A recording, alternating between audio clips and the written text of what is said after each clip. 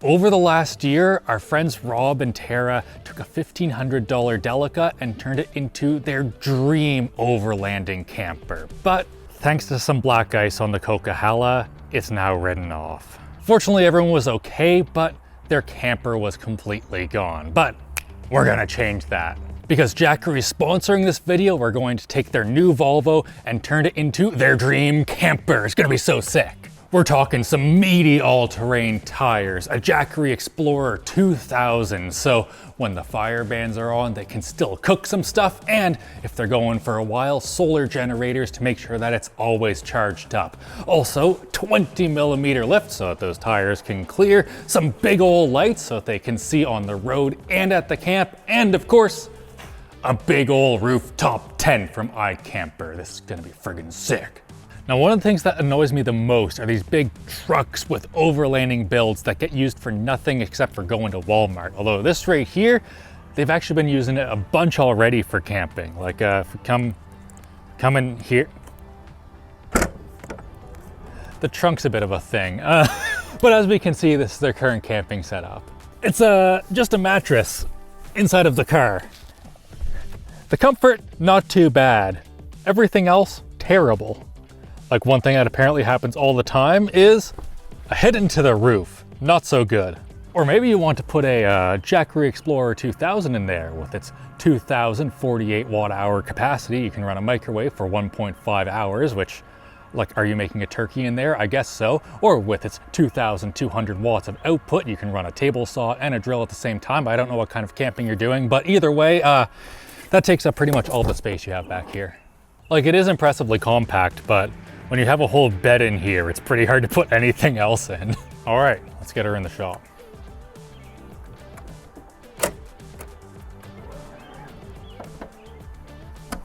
Sure. In here though, we have a surprise. We got a frickin' lift! Of course, we're going to have a whole video on it, but if there's one thing that we're consistent at, it's spoiling everything beforehand. Also, it's running off the Jackery. Oh, Andy, I want to do something stupid. What? We can have our battery backup lift attached to our battery backup that we could attach to our other battery backup. This is incredibly stupid, but we've actually been using this guy right here a lot because if our 3D printers are doing like a 2-day long print and the power goes out, this guy takes over. Now let's get the suspension blown apart on this so we can give it a lift. Great. There we go. Oh, it's rusty SO. Yeah, that's, we need some penetrant. To give us a bit more clearance, I got a 20mm lift kit from IPD, and if you're wondering what the instructions say, there are none. Those bump stops have absolutely had it. Looking at what we have here, I'm guessing this goes up on the shock, then we attach this on the top or the bottom of the spring to be determined, and this goes up in there somewhere, I guess. As for the hardware situation, I am quite confused. These right here have 6 holes in them for a total of 12 on both sides. I have 10 of these bolts and 6 of these washers, which means I don't have the correct number for the front, or if these are bolts for the rear, then it also still doesn't make sense. So good luck. And now I guess we just start taking things apart and hoping that how everything goes back together reveals itself. Now the question is, do we need to take off the wipers or can we gain enough access here? And I'm still not sure. Let's spend the 3 minutes to take the windshield wipers off and have easier access. I find that that's always a much better plan. 3 hour, you mean? Yeah. Oh, this car is giving me vibes it's gonna fight back the whole way. This is such an incredibly bad sign for the rest of the car coming apart easily. Oh no.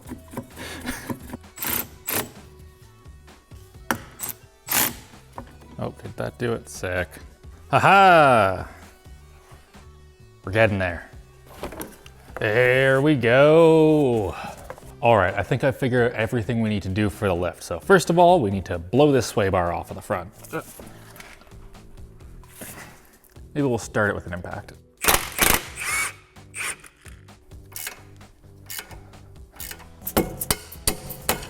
There we go. At this point, I was hoping that we could just like push this down a bunch and sneak the insert in there, but not the case. This whole thing needs to come out. Now we can take a strut spreader tool, which is just an oval that you stick in the back and give it a twist. Then me and Andy wrestle it out. Just need to, like one person pushes down and the other pushes up, and I think it should come out with some twisting and violence. The car is giving me vibes it's gonna fight back the whole way. After a bunch of wrestling, we are nowhere near getting the strut out, so we looked up a video on how to do it, and it turns out you have to take off the brakes and the axle and this lower control arm and a bunch of other stuff. And it looks like it probably will be a 5-hour job, so we're gonna try something different. Let's get this back up. Maybe by utilizing a clamp, we can just sneak the spacer in and not worry about taking everything apart. Please. Oh my God, it worked. Oh my God. Oh my God. We just saved so much potential issues. Wow. That's incredible. Sick. Just a dab of blue Loctite on our new bolts. Oh, or a bunch of blue Loctite on our new bolts. These are really itching to cross thread, so to prevent our day from becoming terrible, I switched to a normal wrench. These guys right here get torqued to 22 foot-pounds. Right there. As for the rear of the car, to get the shock off, you need a 10mm and a hammer. That is friggin' crusty. Yeah.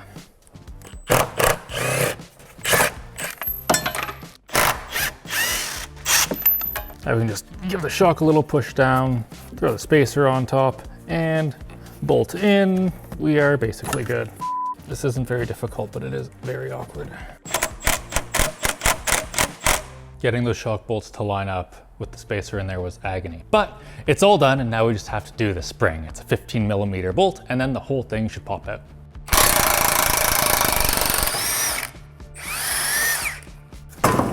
There we go. And the spring can come out. Oh, and more than the spring on this side, I guess. Sure. Now all we have to do is take this rubber, get rid of it, replace it with this much thicker rubber, and then we don't reinstall it yet because we have a problem. The spring on the other side is a spring and a smaller spring now. I have a solution though. Hi, this is Lordco calling to let you know your part is ready for pickup. Thank you. Yay! Wow, and just like that, we have new springs. There we go. For the record, I did check to see if there were also new bump stops we could get, and there aren't. This is kind of awkward. Okay.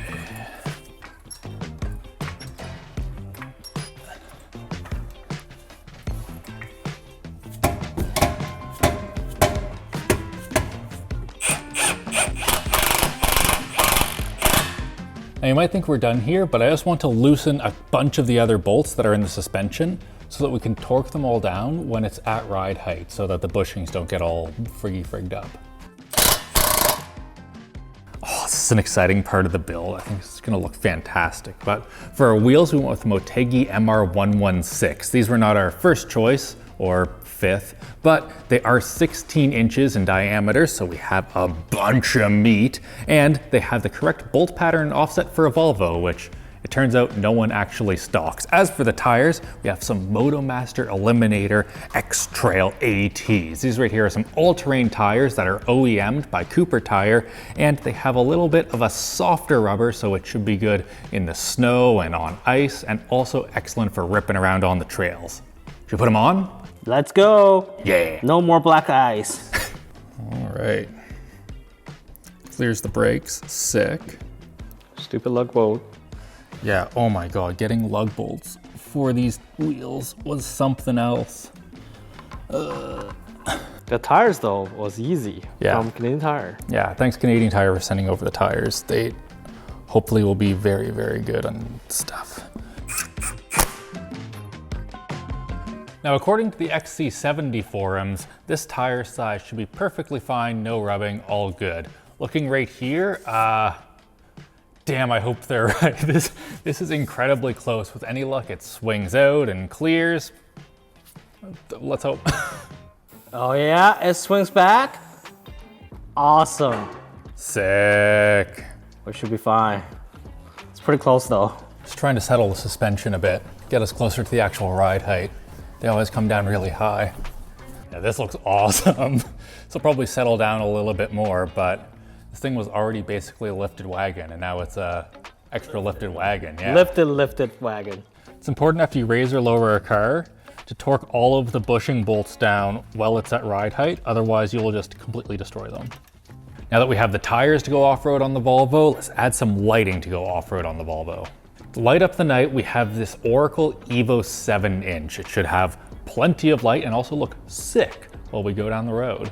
To control the lights, we have the Oracle Trigger 6 shooter. This allows us to do up to 6 different lights, or 6 pairs of lights, and it is way more than what we need here, but it's what was in stock. This thing's pretty sweet because it has a completely wireless switch panel, so you don't have to worry about, running a bunch of wires into your car and cutting holes. And also it has Bluetooth if you want to control your car's lights over your phone. We're also going to be adding a pair of Oracle Vega 2s as spotlights for the camp. Not totally sure where these are gonna go yet, but we'll put the wires in now. Off comes the old license plate bracket. To attach our lights, we got this light bracket from B2B Fab. They're the ones that did the whole lift for my Golf and the lighting bracket for that, and it's been working awesome, so we got one again. I kind of think we should probably clay bar this front though. Do very carefully knock these old screw holes down. I'm afraid they're gonna screw us up just a little bit. Okay, how do we like that? Are we up a bit or like right there? Right there. Right there, yeah. Align with the bottom. Do you think, Andy, there? Do I go back a bit? Where are we feeling? Align to the front. Aligned with the front, all right. If you mount your off-road lights just from the bottom, they're gonna, shake all over the place. So we need to install a top strap. Frigging screw snapped off in the light. I'm 90% sure that this happened in my Golf too, because Strands just gives you ass friggin' hardware. Cool. You never know, something horrible happened. We're here at Speed Factor, and look at this S2000. It's one of 7 in the world with the Voltex circuit kit, and it looks insane. When the suspension is set up properly, this will be so close to the ground that when you brake, the splitter is designed to hit the ground, bouncing off the titanium little bits there and making a whole bunch of sparks. And look at the size of this end plate. But the Volvo that we brought is quite a bit faster at the moment. Let's go see how the alignment's going. After a very small amount of fiddling, she's all lined up. Looking here, the only thing that's out of spec is the caster, and that doesn't really matter, especially when you only have 2.5 degrees of it. But overall, this is looking great, should drive straight, and also huge thanks to Speed Factor for continuing to make our cars drive awesome.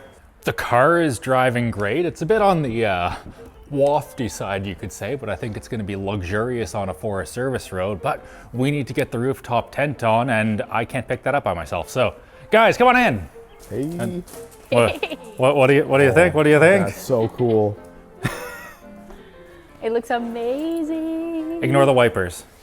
Oh, jeez. I didn't even notice the wipers. Look how meaty. That's meaty. It is meaty. I'm super excited. No rubbing either. I'm actually kind of surprised. That's crazy. iCamper sent over their Sky Camp Trio. This right here is the new version, and this is one of the first ones in existence. We might need to read some instructions. I don't quite understand what we're supposed to do. Yeah, I don't understand what we're doing here, but that's okay. Let's just open the thing and it'll probably make sense. How heavy is this gonna be? It could be worse. I think it's 230 pounds. We need to put some brackets on the bottom of this, and I'm trying to think will we scratch it if we put it on its side, or can we flip it over or something? Oh no, we have a lift. Yeah.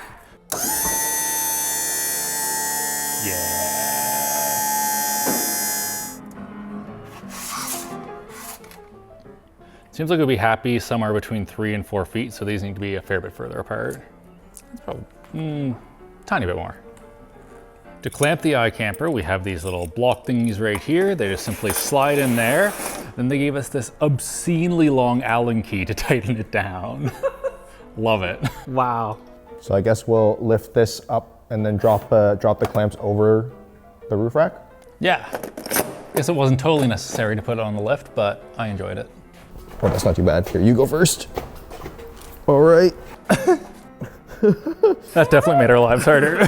Okay. Up. And then we'll go. That's all I got. She's all good. That's definitely not a 2-person install. No. This is barely a 3-person install. Yep, she's all good. Nice. Sick. Am I in? I can't even tell.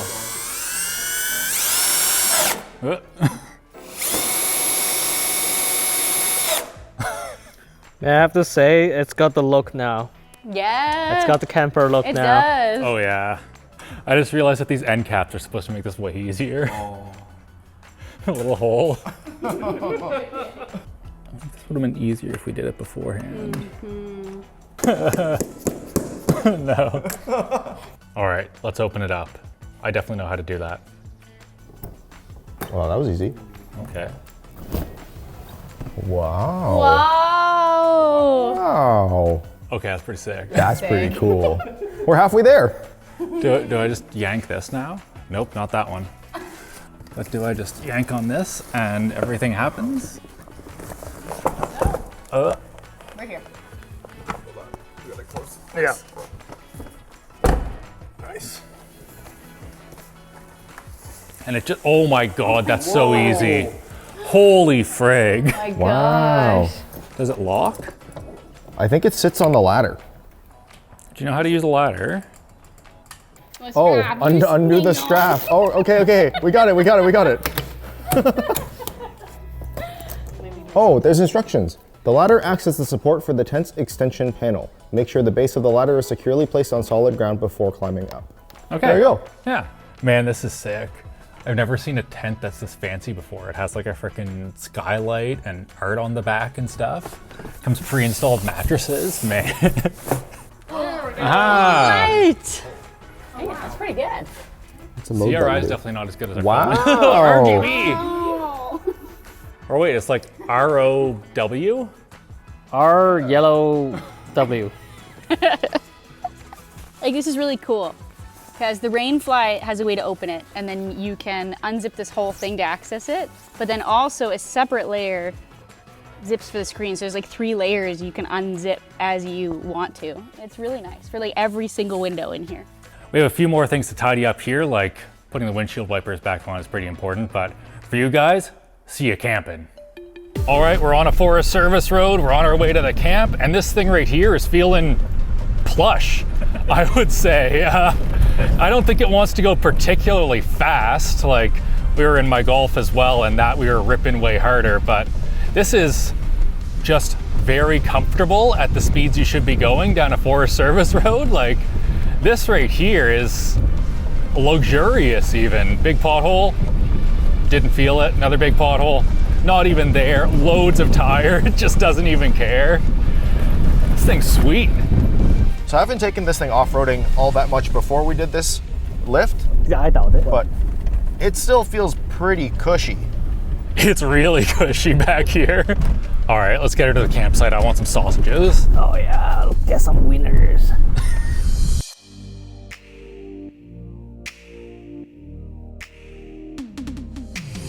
All right, she's all set up. We figured out how to use the prop rods, and the Skycamp 4.0 Trio is looking fantastic. And we also put some lights on the side here to light up our campsite if you're, you know, trying to do stuff at night.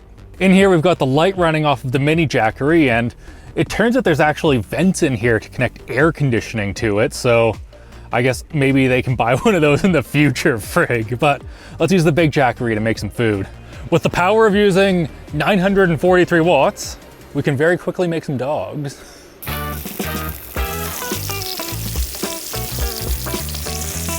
To create the official Jackery meal of the evening, chop up 2 zucchinis, a bunch of mushrooms, stuff them into the oil of 4 sausages, the jus of 4 sausages, and leave them at 450 degrees on the induction burner until the Maillard reaction takes place and everything becomes delicious. Oh, I almost forgot the most important ingredient, Montreal steak spice that you found at the campsite.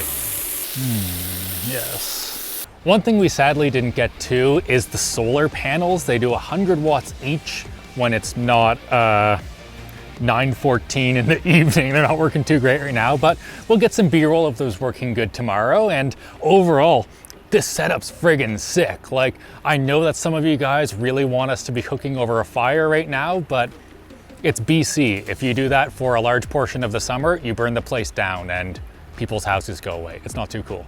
So absolutely massive thank you to everyone that sent stuff for this project, like Oracle for the lights, Canadian Tire for the tires, iCamper for this frigging sick rooftop camper. Guys, can you send me one again? I'm sad that we gave that one away. And of course, Jackery. The Explorer 2000's been awesome for this entire video. Like, it kind of started as a meme, but I ended up just not using any extension cords and plugging into this for like all of my tools during this entire build. It's been pretty awesome. So give them some love at the link down below. It's a great thing, and it's time for me to finally eat my sausage. So huge thanks for watching. Hit like, get subscribed, and maybe check out our Patreon where we're gonna do exclusive, because I might have got the golf stuck right here. We're gonna get it out. Have a great day.